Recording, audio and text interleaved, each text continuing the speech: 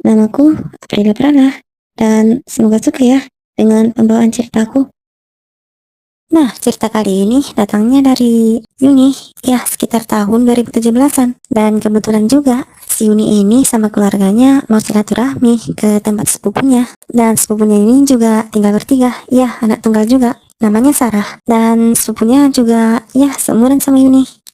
Dan pas malam itu ya tepat banget pas Kamis malam. Tepatnya ya malam Jumat. Jadi singkat ceritanya pas jam 12 malam semuanya ini udah pada tidur. Tapi cuman Yuni yang nggak bisa tidur karena tengah malam itu dia mendadak lapar. Dia mau ngebangunin keluarganya ya ini ngerasa nggak nyaman. Jadi dia mutusin buat ke dapur.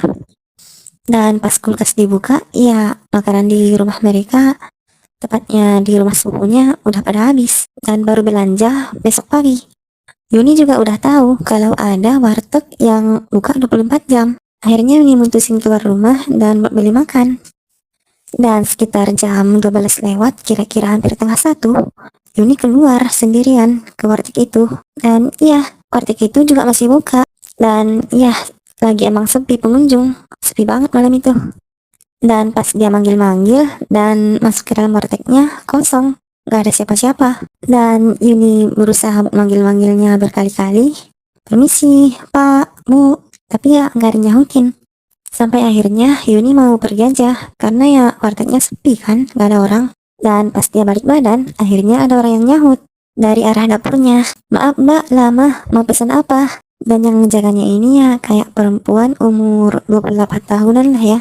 Dan Yuni ngomong mau pesan apa, dan kakak itu ngambilin, ini Mbak makanannya. Dan Yuni langsung makan dengan lahap karena ya dia ini lapar banget. Nah pas dia lagi ini fokus lagi makan, dari dinding penyikat etalasenya ini dia ngelihat kalau kakak yang tadi lagi berdiri dan tak bergerak sedikit pun. Dan berdirinya diam aja. Yuni pun ngelihat lah, dan iya si kakak ini cuman diam, matung dan ngeliatin Yuni mulu.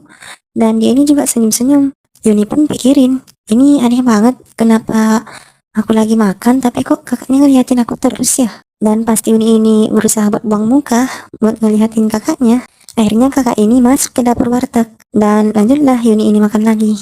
Dan pas lagi makan, dia ini ngedengar dari dalam dapurnya ini kayak suara komat kamit atau orang sikir lah. Tapi bahasa Jawa ya kayak yang siang. Iya, intinya kayak ngomong-ngomong gak jelas gitu. Nah, suaranya ini dari dalam dapur wartegnya itu.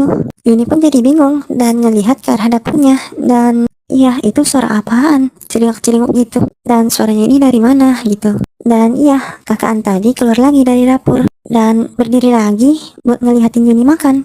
Dan kali ini kakak ini pas lagi berdiri ngelihatin Yuni, dia ini bilang, enak mbak makanannya. Dan disitu Yuni langsung kaget setengah mati karena iya kakak ini berubah jadi sundel bolong. Dia jatuh dan berusaha bangun lagi buat keluar dari warteg. Dan pas sampai di luar wartegnya, iya Yuni dikejar sama sundel bolongnya. Dan kali ini dia melihat sundel bolong itu ada di sawah dan lama kelamaan makin dekat. Dan Yuni makin ketakutan dan dia ini lari sekencang-kencangnya ke rumahnya. Dan dia ini nangis dan teriak-teriak. Dan akhirnya dia ini sampai di rumahnya. Sampai di rumah, Yuni langsung bangunin orang rumah sambil nangis-nangis dan juga sambil teriak-teriak. Dan semua orang bangunlah dan mereka ini nanya kenapa Yuni nangis. Dan akhirnya Yuni ngeceritain semuanya tentang apa yang terjadi di warteg itu.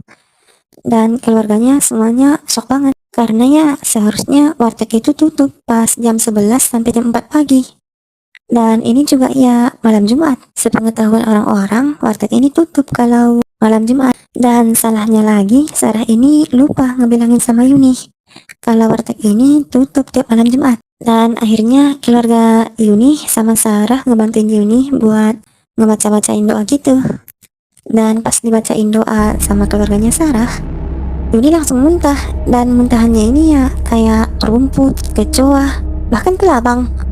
Pokoknya hal yang menjijikan lah dan seram. Dan dari situ semuanya sepakat kalau warteg ini ya pakai ilmu goib yang emang harusin mereka buat tutup di malam Jumat. Dan mungkin Yuni kan bukan orang sana dan ya dia ini jadi, kata kasarnya, jadi tumbal warteg itulah yang lagi ngelakuin ritual di malam Jumat. Sampai sini dulu ya teman-teman. Nah, gimana? Seru nggak?